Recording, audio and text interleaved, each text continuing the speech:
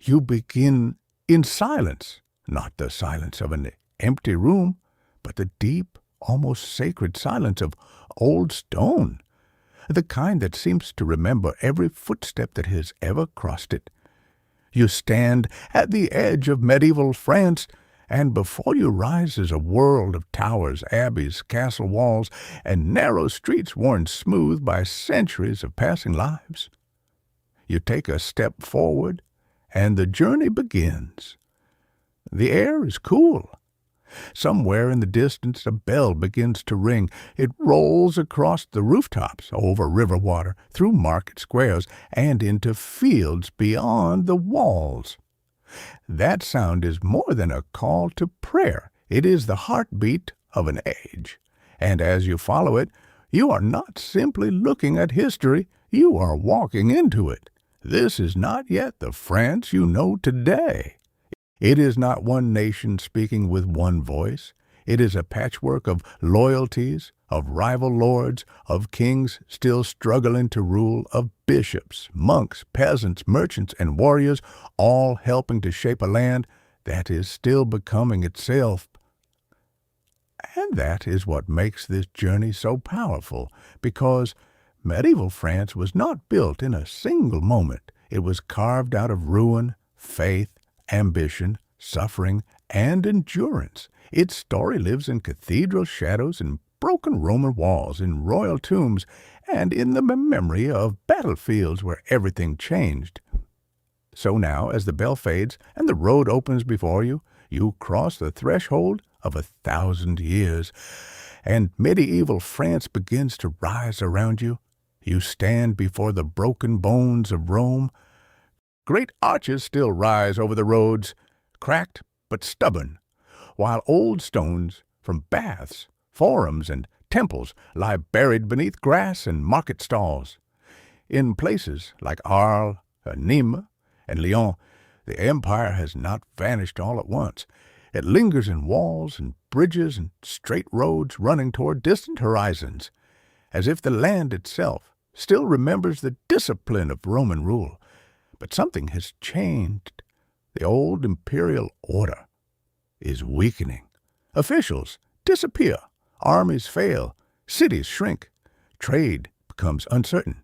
And into that unsettled world come new peoples, among them the Franks, moving not into emptiness, but into a landscape already shaped by centuries of Roman life.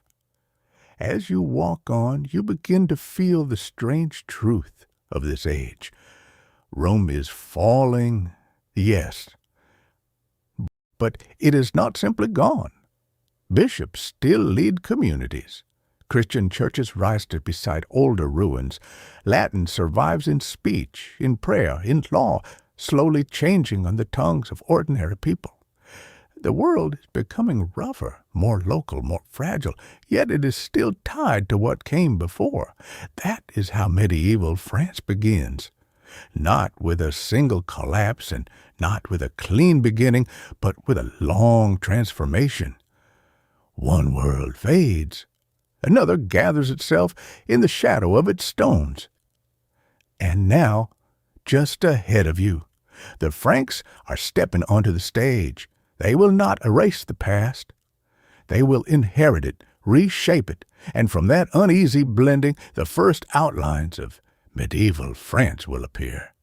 You arrive at Reims, where memory and monarchy seem to breathe in the same air. The city is quiet now, but you can feel the weight of ceremony in its stones. Here, later kings of France will be crowned beneath sacred light, and here, in the long shadow of history, you look back to one man whose choice changed everything, Clovis. He is not yet the king of a fully formed France. He is a Frankish ruler in a fractured world, fighting rivals, gathering power, and learning that victory alone is never enough.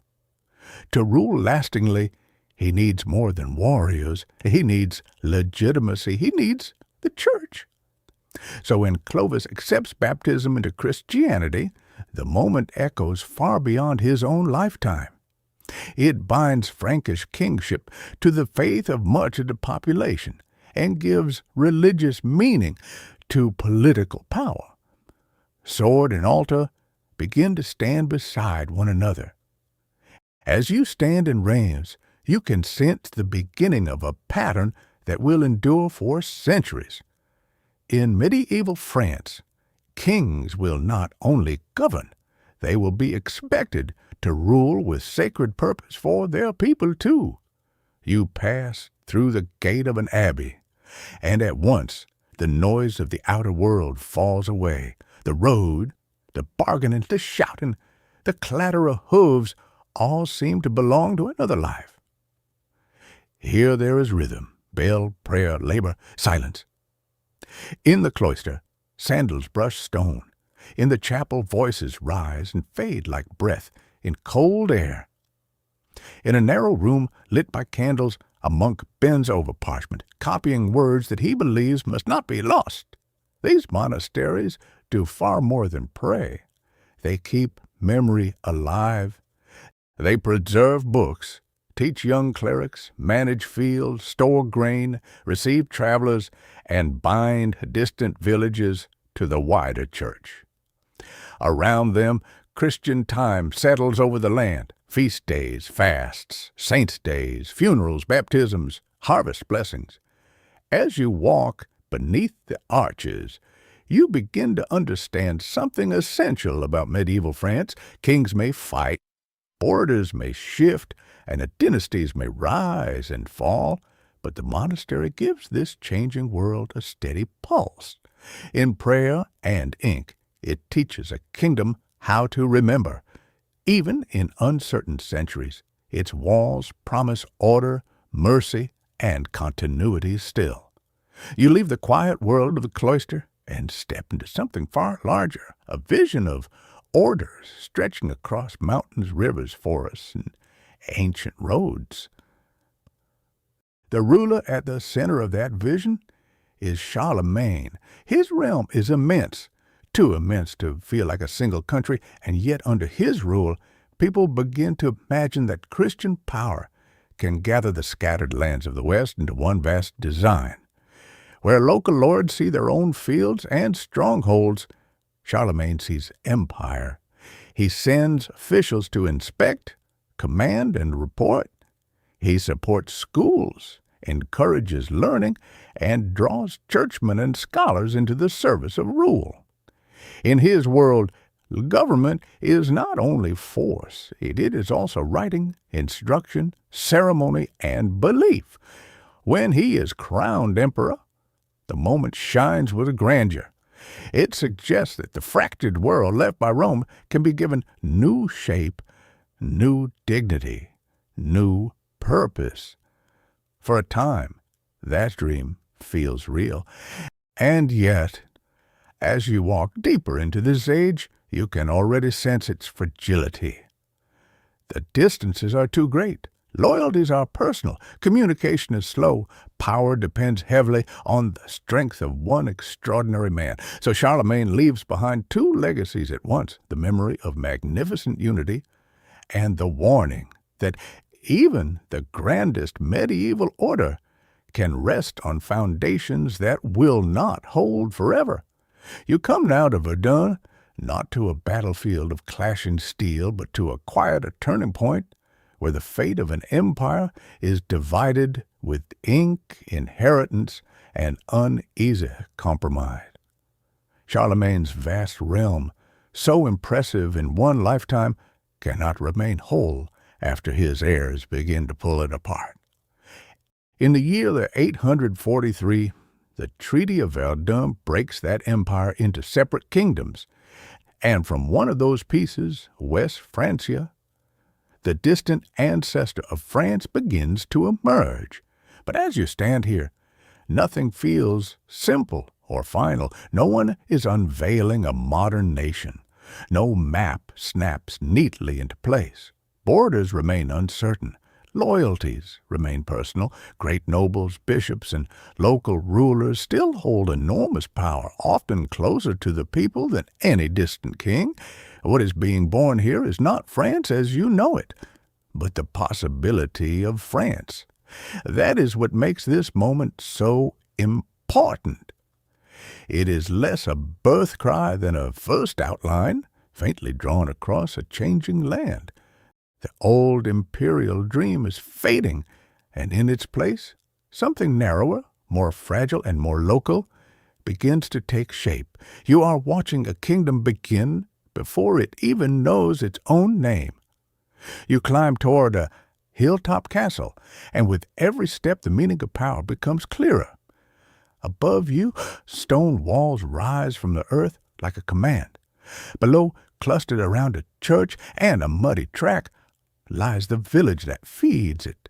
Smoke drifts from low roofs. Chickens scratch in the dirt. A cart groans past. This is where most people in medieval France live, not in palaces or cathedrals, but under the eye of a local lord. The castle promises protection. In dangerous times, that promise matters. Raiders come. Rival nobles feud. Roads can turn lawless in a day.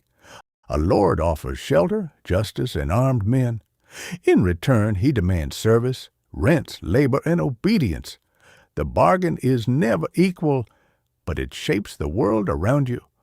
As you walk between field and fortress, you begin to see how feudal society truly works. Authority is layered. A knight may serve a lord who serves a greater lord, who owes loyalty to a king he rarely sees. Power travels through oaths, land, and personal bond, more than through any distant state. And for the peasant, life is hard, repetitive, and deeply local. Seasons govern labor. Harvest decides hunger. Marriage, prayer, taxation, and fear all unfold within a few miles of home. Medieval France at this stage is not held together mainly by one crown. It is held together by countless small relationships of dependence, duty, and force. Here, the kingdom feels distant, but the Lord's shadow falls across every furrowed doorway in life through each season of the year.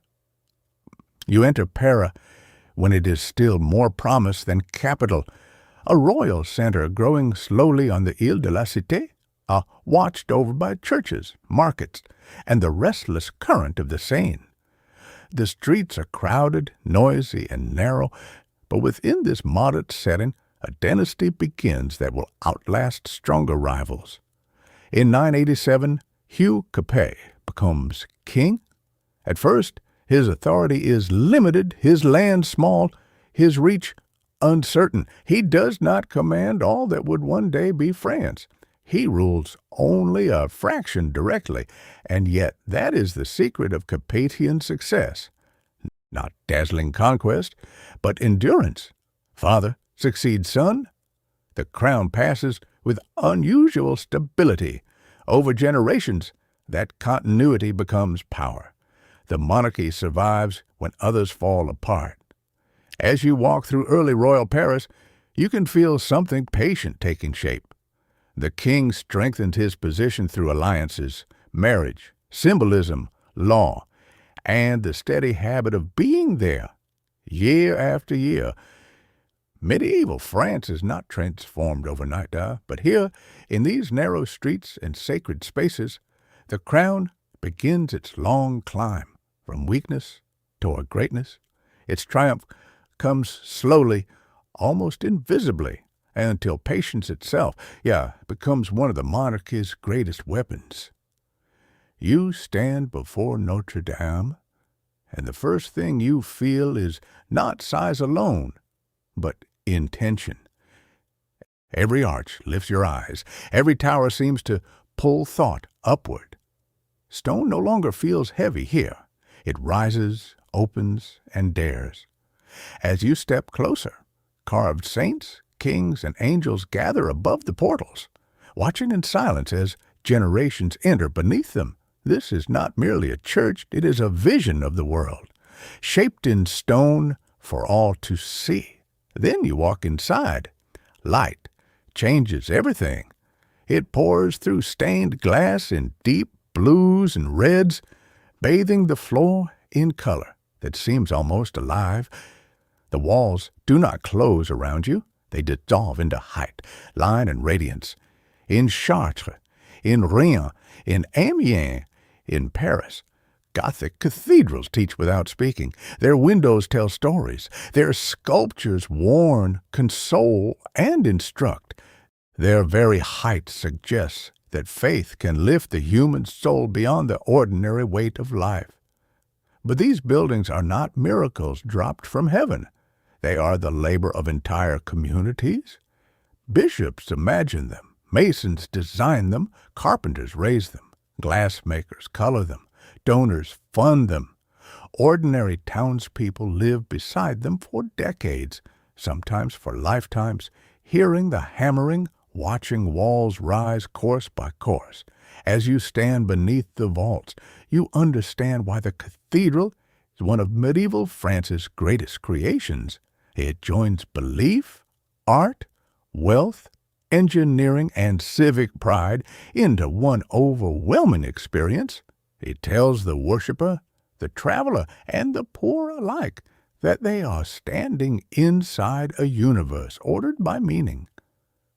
And for a moment, as colored light trembles across ancient stone, you feel exactly what medieval France wanted you to feel: small, awed, instructed, and lifted toward heaven.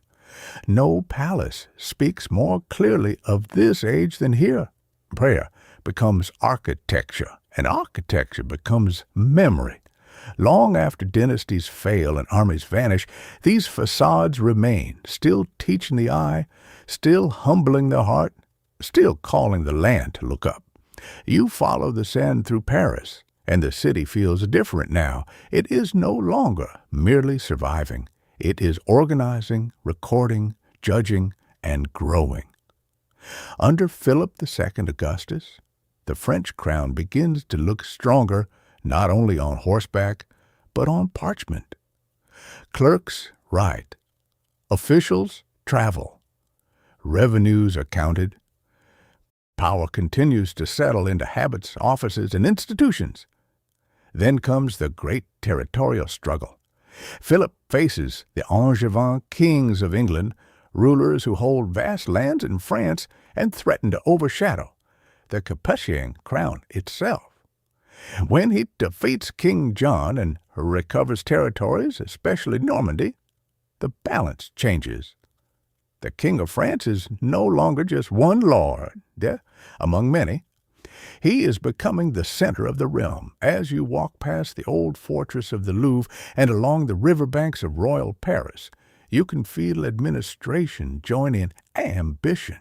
This kingdom is being tightened, not in a single dramatic moment, but through victories, records, roads, and law. Medieval France is starting to recognize its own shape. What was once a crown now gathers weight, confidence, and reach, teaching subjects that the monarchy can endure and command. You step into Sainte-Chapelle, and the room seems less built than illuminated. Walls nearly disappear beneath soaring windows, and colored light spills across the floor like liquid ruby and sapphire. Here, under Louis IX, kingship is not meant to look merely powerful. It is meant to look holy. The chapel itself becomes an argument in glass and stone that the French crown stands close to the sacred story of Christendom. Louis, remembered as St. Louis, rules with intense piety and equally intense purpose. He hears cases, promotes royal justice, reforms aspects of government, and tries to present himself as a king answerable not only to men, but to God. In the famous image of him judging beneath an oak, monarchy appears personal, moral, and accessible, even when royal power is steadily expanding.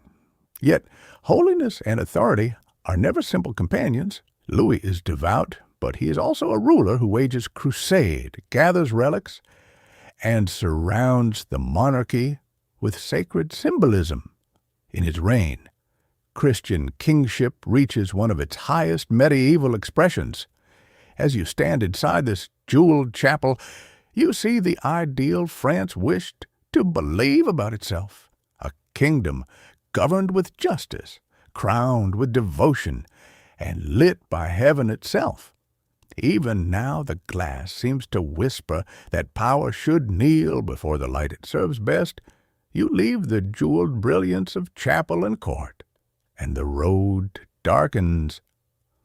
The weather turns against the land. Rains linger, fields fail, harvests thin. Bread grows scarce. In the early 14th century, famine creeps into medieval France, not as a sudden thunderclap, but as a slow tightening around the stomach, the household, and the village. You see it in hollow faces, in anxious bargaining at the market, in mothers stretching grain farther than grain can go. Then, before recovery can fully come, a greater terror enters. The plague arrives. It moves along roads, through ports, across towns, and into homes with a speed that feels almost supernatural. Doors close, church bells toll, streets empty. Work stops. Prayer deepens. Fear changes shape from day to day because no one knows who will be taken next. Rich and poor share the same dread, though not the same shelter. As you pass a churchyard filling too quickly, the confidence of the high medieval world seems to break. Labor is disrupted. Families vanish. Old assumptions no longer hold. And yet life does not end. It bends, suffers, and alters. Medieval France learns in grief how fragile every ordinary day has always been. The kingdom endures, but no one who survives this passage will ever again believe prosperity, health, or certainty are permanent gifts. You walk into a France that seems to have caught fire and stayed burning. The struggle that later generations call the 100 Years' War is not one long battle, but a chain of claims, invasions, truces, betrayals, sieges, and sudden disasters stretching across lifetimes. At its heart lies a dynastic question: who has the right to wear the French crown? But for the people living through it, the war feels less like a legal argument than a season of fare that will not end. You cross fields where armies once moved and villages once stood. At Crécy and Poitiers, French chivalry suffers shocking defeats. Kings are humbled, nobles are captured, confidence cracks. The old belief that courage and rank alone can secure victory begins to fail under arrows, discipline, and hard experience. Yet the worst suffering falls elsewhere. It falls on the countryside. Raiding forces burn barns, seize grain, strip churches, and leave peasants with nothing but ashes and hunger. Roads become dangerous, trade falters. Whole regions seem to live between alarm bells. Even in years without great battles, war remains present in taxes, ruined harvests, broken walls, and the constant rumor of armed men approaching. And still, France does not disappear. That is the deeper story you begin to feel as you move through battered towns and fortified cities. The kingdom bends, fractures, quarrels, and nearly collapses. Yet under pressure it changes. Royal authority slowly learns to answer chaos with new forms of command, taxation, and military organization. The war teaches harsh lessons. A crown cannot rely only on feudal loyalty. A realm this wounded must be gathered more tightly, defended more deliberately, imagined more clearly. So this long conflict becomes more than a contest with England. It becomes a furnace in which France is remade. Out of humiliation comes durance. Out of devastation comes resolve. And as you continue toward Orleans, where hope will soon return in unexpected form, you understand that this war is not only destroying France, it is forcing it to become something stronger still.